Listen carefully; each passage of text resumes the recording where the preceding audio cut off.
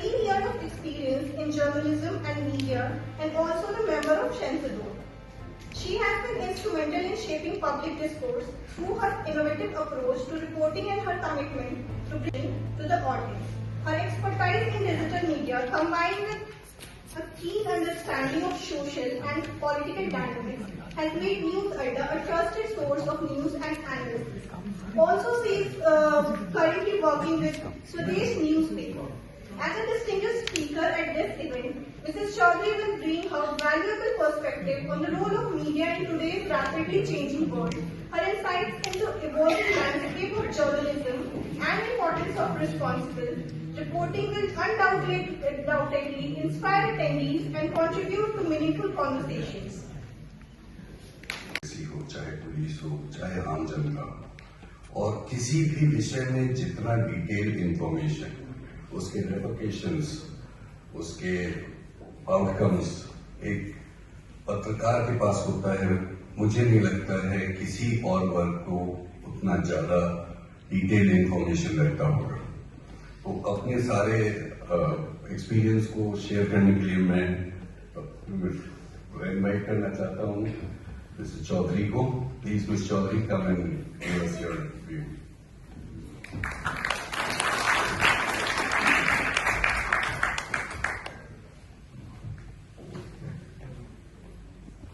Media को बड़ा अच्छा इन्होंने बता दिया। बहुत बहुत धन्यवाद सुदर्शन जी आपका। सम्मानित मंच, आदरणीय इंदेश कुमार जी, आदरणीय सुब्रमण्यम स्वामी जी, आदरणीय संजय झा जी और डॉक्टर पतंजलि, सभागार में उपस्थित आप सभी मेरा प्रणाम। जैसा कि सुदर्शन जी ने बताया कि मीडिया हर जगह पहुंच जाती है, कभी से ज्यादा तेजी से।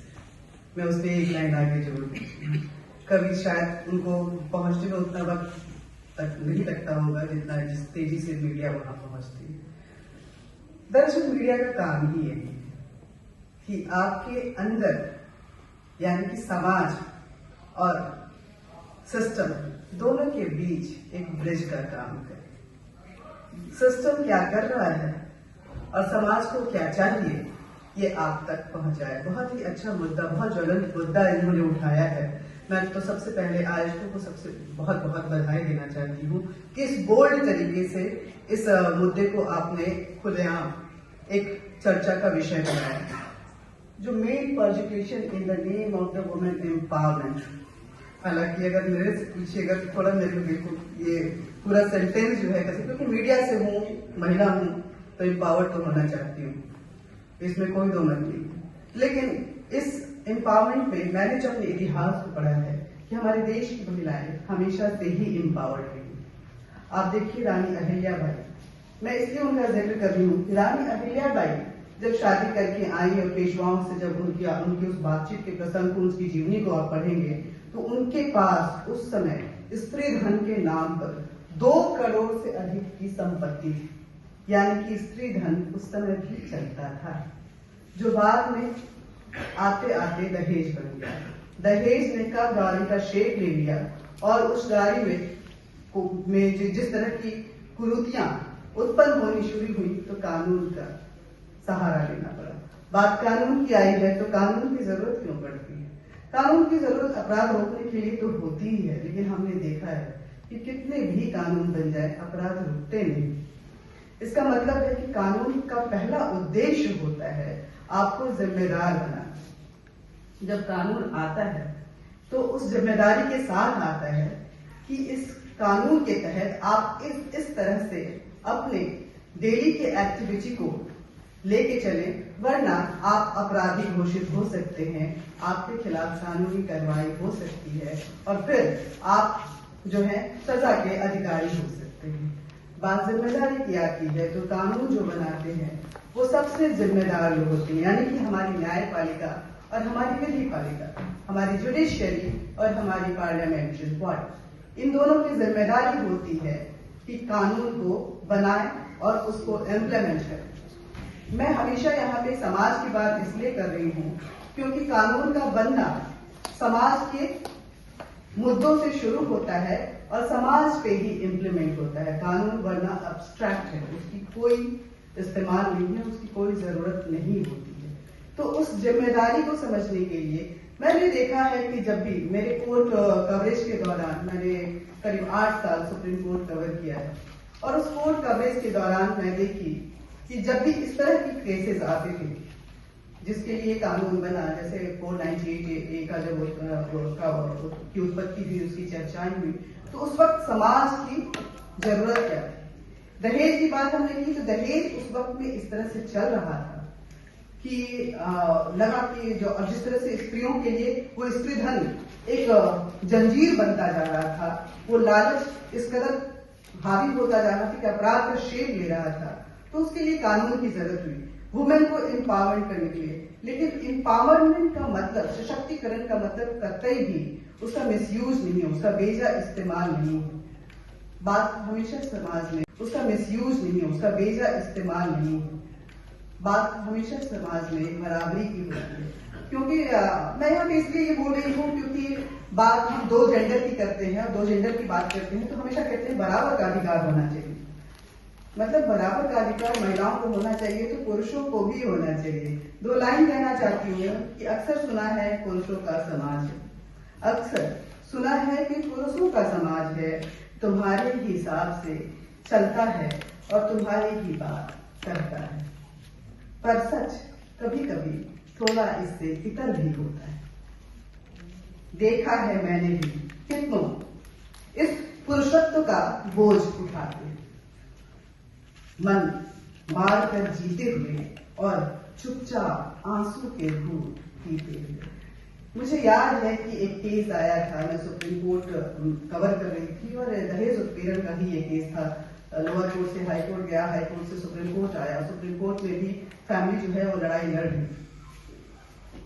मैं जब इंटरव्यू लेने के लिए लड़की वाले को ली तो मुझे लगा कि हाय कितना कितना बर्बाद फैमिली है, कितनी खराब फैमिली है ये, जो इन्होंने इस तरह से इस महिला को, बेचारी लड़की को ये। लेकिन मीडिया में एक रूल ये भी होता है कि आपको सिर्फ एक पक्ष की बातें नहीं करनी है, दूसरे पक्ष की बातों को भी रखना है। तो हमने जब दूसरे पक्ष की बात रखने के लिए परिवार की तरफ गए तो वहां पे जब उनकी सुनी हमने तो लगा कि स्टोरी तो बिल्कुल ही अलग है, अब किस पे विश्वास किया जाए। तो फिर कुछ रिपोर्टर्स थे जिन्होंने तह तक जाने की कोशिश की। तो मामला छोटी सी झगड़े का था और वो झगड़ा जो है 2 परिवारों का विवाद बन गया। परिवारों का विवाद जो है इतना बड़ा बन गया कि वो ना जाने कोर्ट के किस दौर से किस चरण से गुजरते कितने साल बीत गए और सुप्रीम कोर्ट पहुंचा था। और केस क्योंकि देखिए यहाँ पे ये भी कहना चाहिए, हम जब केस लड़ने जाते हैं कोर्ट में तो इंसाफ की जीत का जश्न नहीं मनाते हैं, हम केस की जीत का जश्न मनाते हैं। केस जीतता है इस हिसाब से उसकी पृष्ठभूमि तैयार की जाती है, इंसाफ किसको मिलेगा इसकी परवाह नहीं होती है। जब केस लेकर के कोई जाता है अपने कि मुझे केस करना है तो 2 तरफ के वकील होते हैं। मैं माफ कीजिएगा, यहाँ पे बहुत सारे एडवोकेट होंगे, अगर सुदर्शन जी एडवोकेट हैं तो, लेकिन कोर्ट में वकीलों का ये होता है कि भाई ना ये वाला तो इस पे थोड़ा और एक और धारा और लगानी चाहिए तो फिर केस जो है और मजबूत होगा और हम जीतने तक पहुंच सकेंगे। आपने बहुत सही बोला कि जब्ती आती है तो क्या सिर्फ महिलाओं को आती है, पुरुषों को भी आती है। वैसे ही एक मिथ सा बन गया है कि पिंक मतलब मेल और ब्लू अगर फीमेल पहले तो टॉमबॉय है, टॉमबॉय काइंड ऑफ यार, ऐसा हम लोग बोलते हैं। तो ये परसेप्शन से हम लोगों को उठना पड़ेगा। रंगों को भी जेंडर में बांट के हमने जो अपने समाज को 2 धाराओं में बांट दिया है बराबर के अधिकार को लेकर के, हम जो इस तरह की बातें हमेशा बोल रहे हैं, तो उस बराबरी के अधिकार में वो जिम्मेदारियां भी होनी चाहिए, कानून बनाने वालों को भी होनी चाहिए। सर्वे बहुत जरूरी है किसी भी कानून को बनाने के लिए कि इसका लॉन्ग टर्म इम्प्लीकेशन क्या होगा, क्योंकि जब कानून बना दहेज उत्पीड़न तो महिला उस समय में नाजुक थी, बहुत कमजोर थी, लेकिन शायद कानून बनाने वाले ये समझ नहीं पाए कि महिलाएं भी मजबूत हो जाएंगी।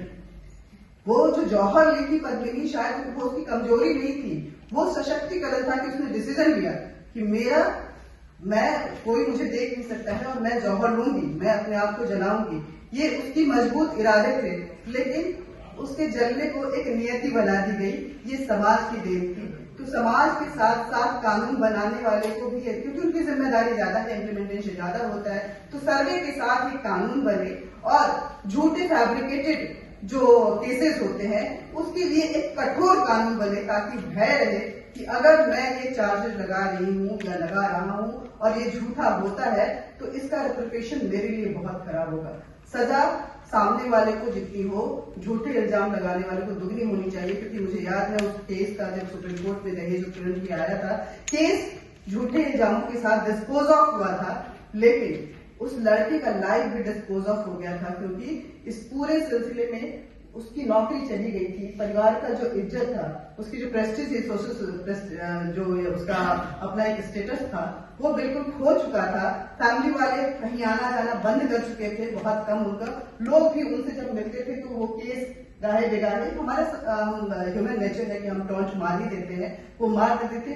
तो इन सभी चीजों के बीच में वो डिप्रेशन का शिकार होता जा रहा था और उसके लिए बहुत सारी एनजीओ आके फिर उसके साथ काम करी। अभी क्या है उनकी स्थिति मुझे नहीं पता है, क्योंकि मैं उसको फॉलो अप नहीं करी, लेकिन इसको याद रखना चाहिए कि केस डिस्पोज ऑफ हो जाता है, लेकिन उस डिस्पोज ऑफ के साथ जो आदमी उस समय में आरोपित होकर चल रहा था, वो कहीं ना कहीं पनिश्ड पूरे लाइफ के लिए हो जाता है। बहुत बहुत धन्यवाद आपका। मेरी जिम्मेदारी बनी थी कि पहले स्पीकर के तौर पर एक दिशा दी, मुझे लगता है कि मैंने इस चर्चा को एक दिशा देने की जरूर कोशिश की।